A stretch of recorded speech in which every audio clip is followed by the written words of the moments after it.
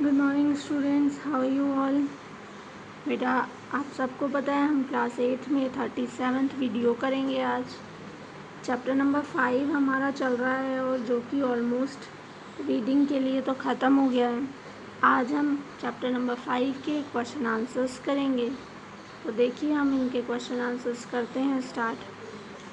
CNG और LPG का ईंधन के रूप में उपयोग करने के क्या लाभ हैं, यानी कि क्या लाभ है जब आप सीएनजी और एलपीजी को ईंधन के रूप में उपयोग लाते हैं। तो देखिए सीएनजी और एलपीजी का उपयोग परिवहन वाहनों में ईंधन के रूप में किया जाता है। मैंने आपको बताया था सीएनजी का यूज़ आजकल बड़ी बड़ी ट्रांसपोर्ट जैसे बस कार वगैरह में ईंधन के रूप में पेट्रोल की जगह पर किया जाता है। क्यों किया जाता है? क्योंकि ये प्रदूषण कम करते हैं। स्वच्छ ईंधन होने के साथ साथ में पेट्रोल जितने महंगे नहीं हैं। ठीक है। दूसरा, सीएनजी और एलपीजी का अधिक लाभ ये है कि इन्हें घरों में और कारखानों में हम सीधा जला सकते हैं। ठीक है। और आपूर्ति को सिलेंडर या पाइपों के माध्यम से भी कर सकते हैं। एक और आप लाभ यहाँ पर ये लिख सकते हैं कि जो सीएनजी और एलपीजी होती है ना, इनमें से धुआं नहीं निकलती है, तो आप लोगों के लिए प्रदूषण काफ़ी कम हो जाएगा। दूसरा देखिए क्वेश्चन, पेट्रोलियम का कौन सा उत्पाद सड़क निर्माण के लिए प्रयोग में लाया जाता है? तो बाप बहुत सारे बच्चे कह देंगे डांबर, है ना। बिल्कुल सही बात है, लेकिन पहले होता था डांबर को बोलते हैं कोलतार। पहले सड़क निर्माण के लिए उसी का उपयोग किया जाता था।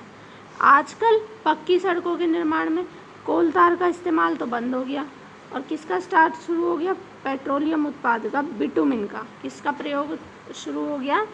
बिटुमिन का शुरू हुआ है। थर्ड क्वेश्चन देखिए, वर्णन कीजिए कि मृत वनस्पति यानी मरे हुए पेड़ पौधों से कोयला किस प्रकार बनता है और ये प्रक्रम क्या कहलाता है। तो हम एक्सप्लेन करेंगे कि भाई आज से कम 300 मिलियन वर्ष पूर्व धरती पर उथल पुथल हुई, तो इसके जलीय क्षेत्रों के घने जो वन हुआ करते थे, जंगल हुआ करते थे, वो प्राकृतिक प्रक्रम यानी बाढ़, भूकंप आदि की वजह से मृदा के नीचे, मिट्टी के नीचे दब गए और धीरे धीरे उनके ऊपर अधिक मिट्टी की परत जमती गई। वो धीरे धीरे बहुत नीचे हो गए, उन्हें हवा नहीं मिली धरती के अंदर, तो वो संपीड़ित हो गए, है ना, और गहरे हो गए। अब उन पर ताप बढ़ा, दाब बढ़ा, तो धीरे धीरे वो काले पड़ते गए और कोयले में परिवर्तित हो गई। कोयले में मुख्य रूप से कार्बन होता है, इसलिए जो कोयले बनने का प्रोसेस होता है पूरा का पूरा, इसे हम क्या कहते हैं? कार्बनीकरण कहते हैं। क्या कहते हैं बेटा? इसे कार्बनीकरण। क्वेश्चन नंबर 4 देखिए, रिक्त स्थानों की पूर्ति आपको करनी है। ये जीवाश्म ईंधन होते हैं। तो कोई भी 2 जीवाश्म ईंधनों का आप नाम ले सकते हैं। कोयला, पेट्रोलियम ले सकते हैं। ठीक है। कोयला, प्राकृतिक गैस ले सकते हैं। कोई भी 2 संसाधन आपको लेने हैं, कोयला, पेट्रोलियम ले लीजिए। पेट्रोलियम के विभिन्न संघटकों को पृथक करना, अलग अलग करना परिष्करण कहलाता है। और वाहनों के लिए सबसे कम प्रदूषण कौन दिखाता है? सीएनजी गैस जो होती है, प्राकृतिक गैस जो होती है, सबसे कम प्रदूषण करती है। इसलिए आजकल ज़्यादातर वही यूज़ होने लगी है पेट्रोल की जगह पर। अगला क्वेश्चन देखिए बेटा, इसमें आपको सत्य और असत्य बताने हैं। देखिए, जीवाश्म ईंधन प्रयोगशाला में बनाए जा सकते हैं, ये बिल्कुल असत्य बात है।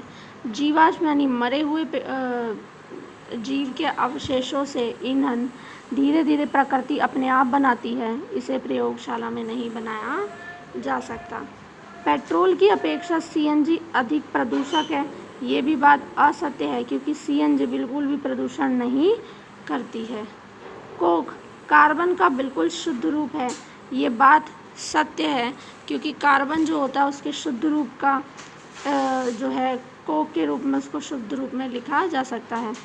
कोलतार विभिन्न पदार्थों का मिश्रण है, ये बात भी सत्य है, क्योंकि कोलतार में कार्बन और पेट्रोलियम का मिक्सचर होता है। पेट्रोलियम अलग अलग नहीं किया जाता है उस समय तक, तो बहुत सारा मिश्रण होता है। मिट्टी का तेल जीवाश्म ईंधन नहीं है, ये बात बिल्कुल कैसी है? असत्य है, क्योंकि मिट्टी का तेल भी पेट्रोलियम के माध्यम से ही केरोसिन में मिला हुआ निकलता है क्योंकि वो सारा एक साथ मिल के निकलता है, पेट्रोल, डीजल, CNG, ठीक है, केरोसिन, मिट्टी का तेल, सब मिक्सचर काला एक पदार्थ निकलता है। तो ये मिट्टी का जो तेल होता है ये भी जीवाश्म ईंधन होता है। इसके बाद देखिए क्वेश्चन नंबर 6, समझाइए जीवाश्म ईंधन समाप्त होने वाली प्राकृतिक संसाधन क्यों है।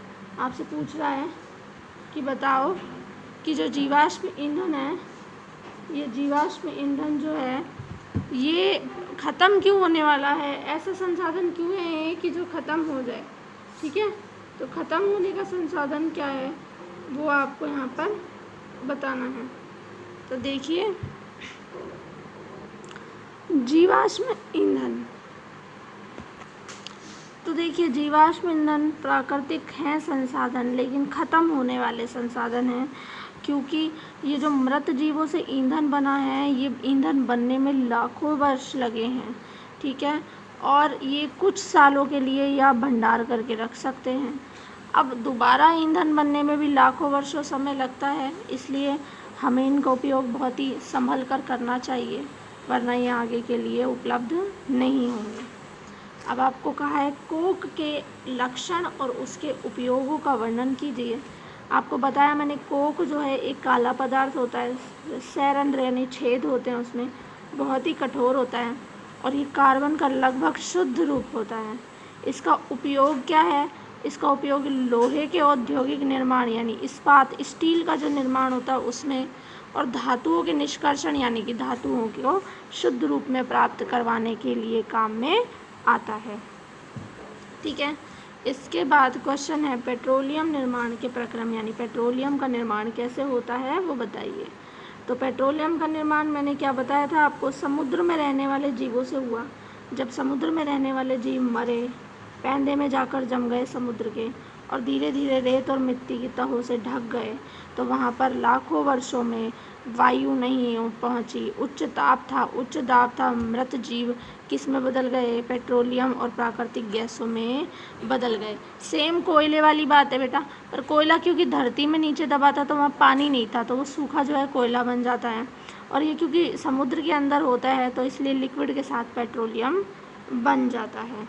ठीक है, इस तरीके से आपका ये क्वेश्चन कंप्लीट होता है। क्वेश्चन नंबर 9 क्रॉस कर दीजिए बेटा, यह हमें आपको ये नहीं करना है, आपको सिर्फ 8 ही क्वेश्चन करने हैं। तो ये सारे क्वेश्चंस आप CW में करके रखेंगे, CW में इन्हें करेंगे, और लर्न साथ साथ में ज़रूर करना है। सारे क्वेश्चन एंड आंसर्स आपको यहाँ पर लर्न करके रखने हैं। ठीक है, थैंक यू।